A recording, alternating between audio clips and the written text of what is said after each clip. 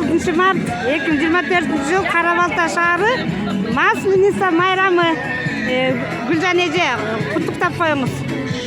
Саламатсыздарбы, биздин кыргыз калкым. Бүгүн биздин Чүй облусунда Кара-Балта шаарында жалпы көп улуттун элин куттуктоо максатында куймак майрам Масленица майрамы болуп атат.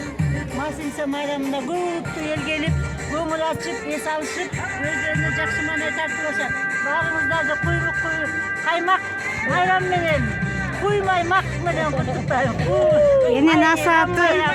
Энен асаты айымдар тобунун жетекчиси Аймамбетова Захирахан эже куттуктооңузду айтып бериңиз. Бүгүнкү майрамдар менен кыргыз калкы. Мынакей Кара-Балта шаары Ленин атындагы чоң маданият үйү.